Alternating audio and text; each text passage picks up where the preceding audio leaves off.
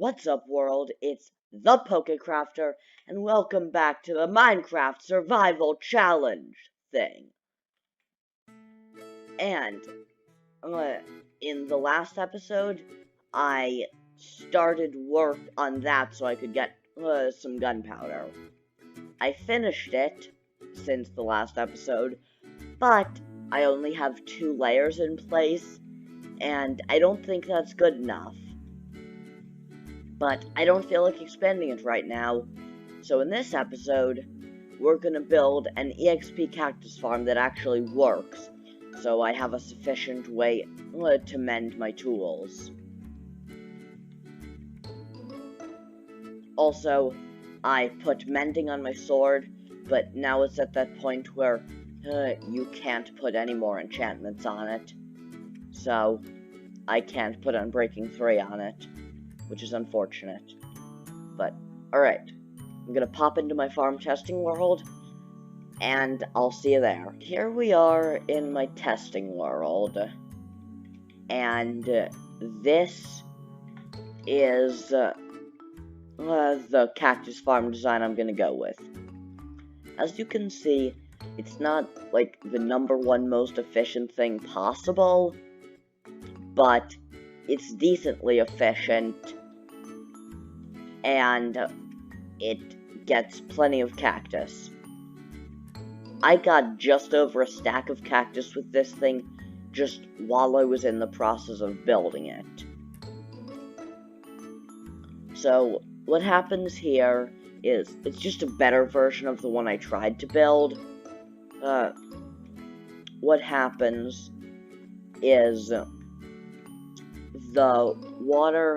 there's water there, in those 2 spots, and then anytime a cactus grows, it immediately gets broken because there's a block next to it.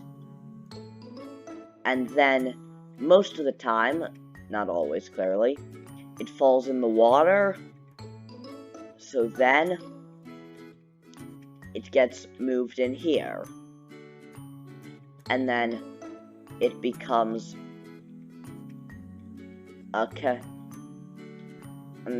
becomes a cactus, it becomes an EXP farm if you have a series of hoppers which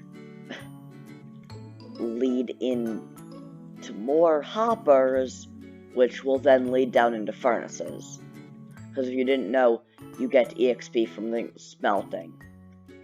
But, as you can see, this design needs a lot of glass, because I like to be able to see what's going on in my farms. So, alrighty then. Time for a sand mining time-lapse, yeah boy.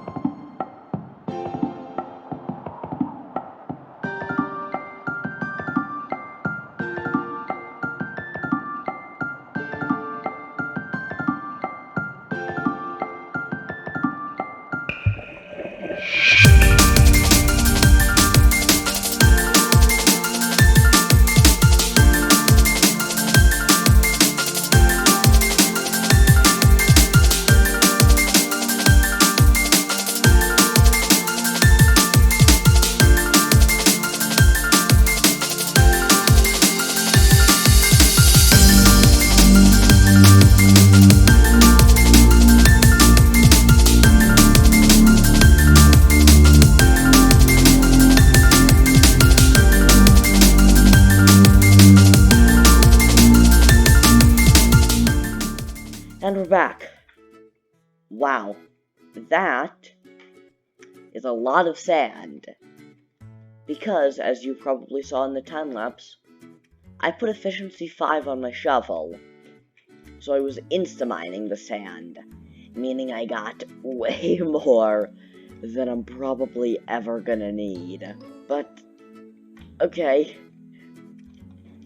At least that means I don't have to worry about trying to conserve it. Next, I need some string, because if you didn't know, you can place string as a block, and it's basically invisible. In addition, yeah, string is basically invisible, and you can place blocks with gravity on it. So, now, let's place in some of the sand. Yeah, I also grabbed some cacti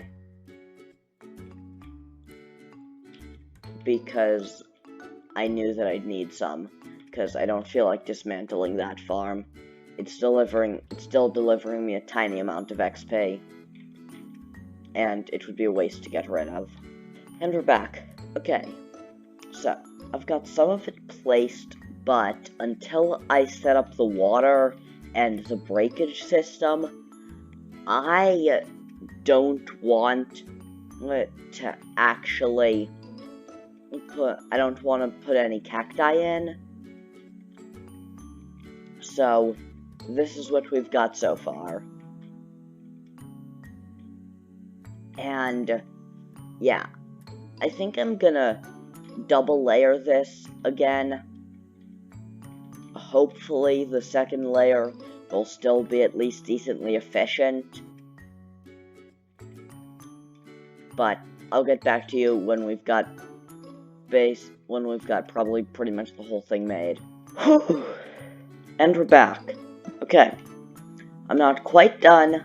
I just want to point out already how frickin' cool this looks. Like, look at it. This is easily one of the coolest looking farms I've ever made. Like, obviously, I've made, like, houses that are cooler, but, like, most of the time, my farms are, like, well, that. At best, they're about, like, my villager trading hall. But this is something that I'm actually gonna work on to try and actually make look cool, and maybe even kind of futuristic, because that would be frickin' sick. But, okay, so, I'm gonna build up these walls and get back to you. And we are back. Dang. For a simple, easy cactus farm, that is really cool. And also super efficient. Wow. So, okay. The next step is that we need to put in a bunch of hoppers and furnaces to actually smelt these. And I don't feel the need to set up, like, a bamboo farm or something, because bamboo basically only has two purposes: fuel and scaffolding. I don't really need scaffolding, and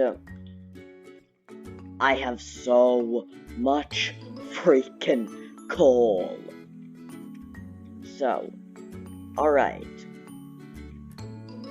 Now, I was gonna make this thing look cool before I added anything else, but this is so incredibly efficient that I need to get this thing hooked up to a hopper system now. And we're back. Okay, so I've got a simple hopper furnace system set up, and now, yeah, the next thing that we're about to do is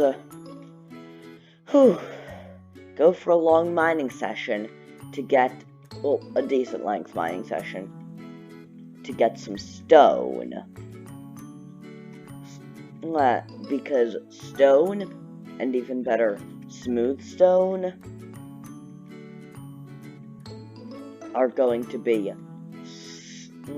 make this look so sick. Time-lapse time.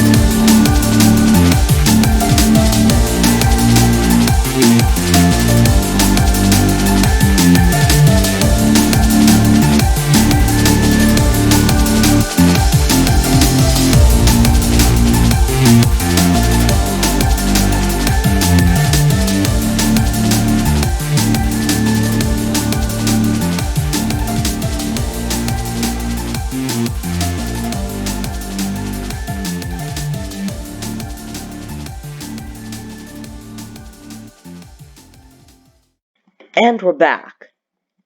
Alright, so, that's the long mining session that got me so much stone.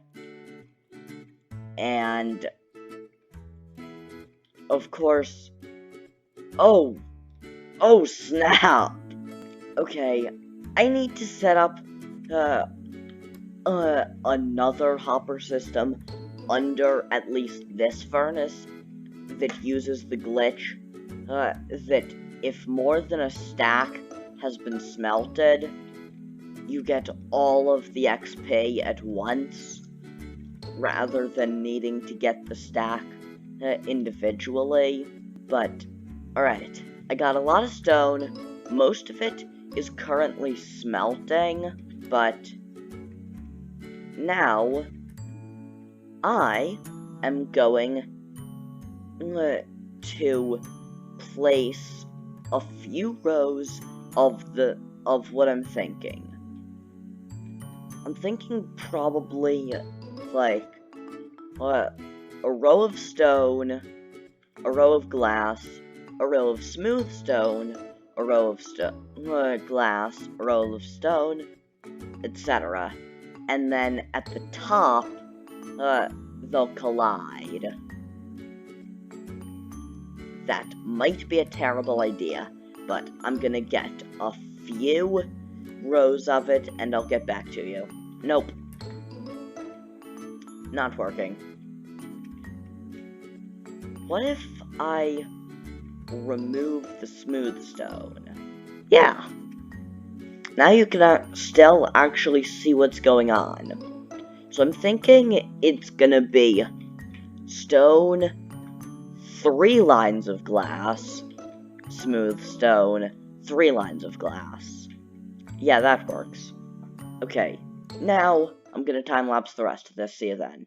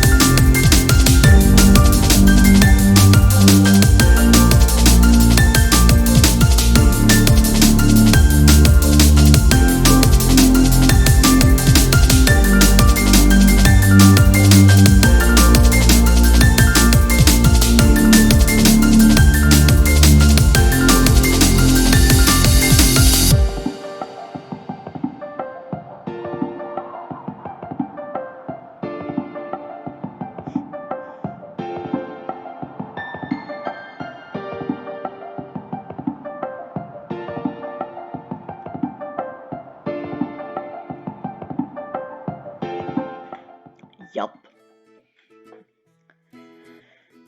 It doesn't have the futuristic style I was going for. Like futuristic industrial.